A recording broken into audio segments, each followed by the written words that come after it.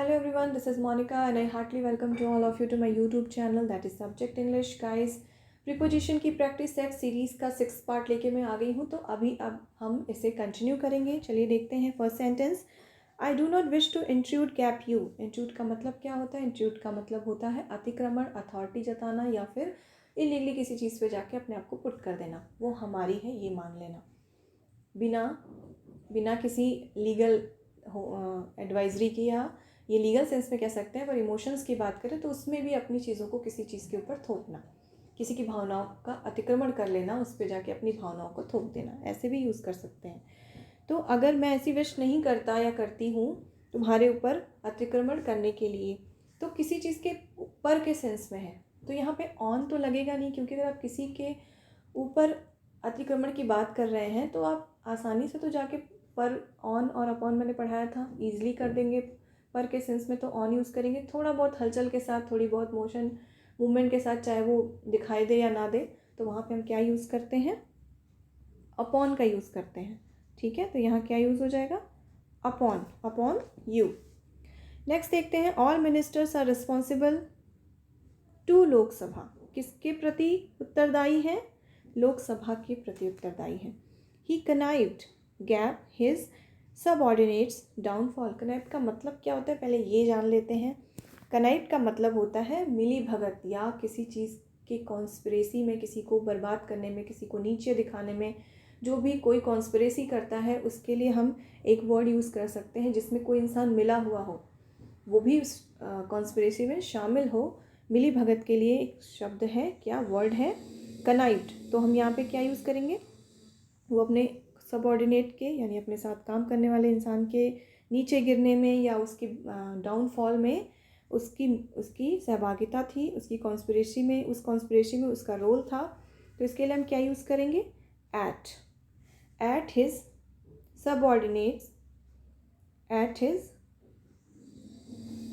Subordinates downfall.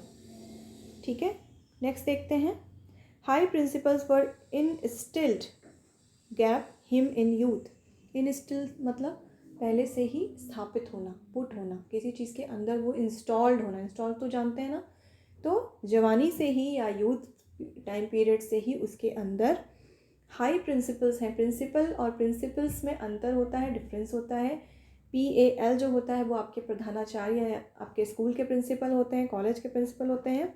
लेकिन जो principles LES होता है लास्ट में, उसका मतलब सिद्धांत होते हैं, जो आपके उसूल होते हैं. तो वो बहुत हाई था उस चीज़ के प्रति, जब मतलब अपने यंग एज से ही. तो हम यहाँ पे क्या यूज़ करेंगे? यहाँ पे हम लगाएंगे इनटू. ठीक है, इनटू हिम, उसके अंदर पहले से ही था.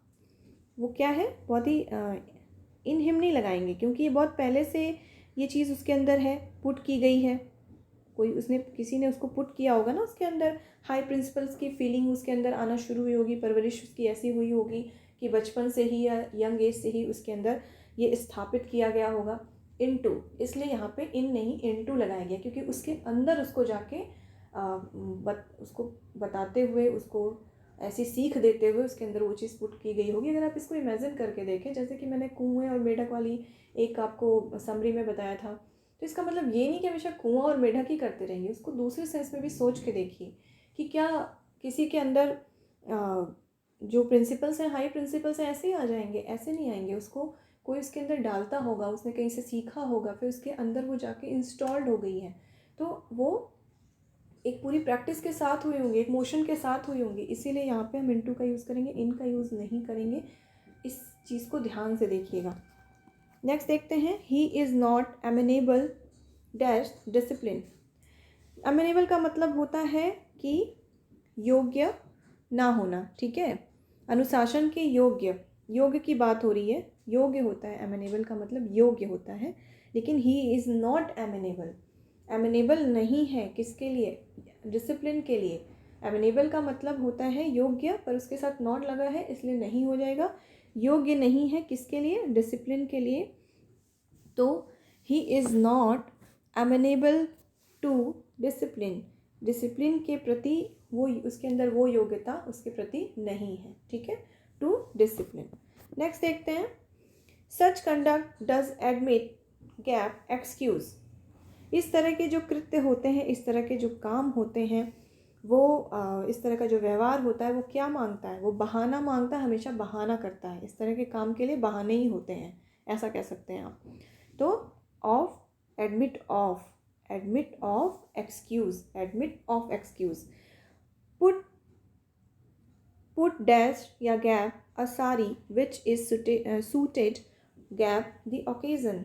ऐसी साड़ी पहनो या डालो अपने ऊपर जो इस ओकेज़न या इस फंक्शन या जो भी प्रोग्राम होने वाला है उसमें आपके ऊपर सूट करे, अच्छी लगे। तो क्या करेंगे इसके लिए? पुट ऑन, किसी चीज़ अपने ऊपर कोई चीज़ डालने के सेंस में क्या होता है? Put on a sari which is suited for. यहाँ पे फॉर भी हो सकता है या फिर आप यहाँ पे टू का इस्तेमाल भी कर सकते हैं। याद रखिए दोनों लगा सकते हैं। मैं इसको और अच्छे से लिख देती हूँ।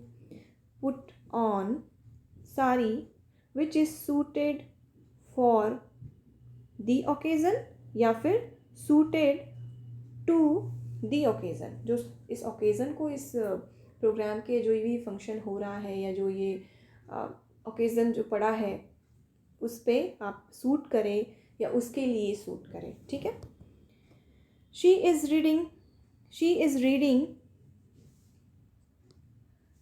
Reading gap bed when the jewels were stolen gap her neighbours flat. मतलब यहाँ पे वो पढ़ रहा था जब उसके पड़ोसी के घर से ज्वेलरी या जो गहने थे वो चोरी हुए। तो रीडिंग इन बेड, यहाँ पे ऑन क्यों नहीं लगा है? आप बहुत सोच रहे होंगे कि ऑन बेड होता है, इन क्यों लगा रही हैं?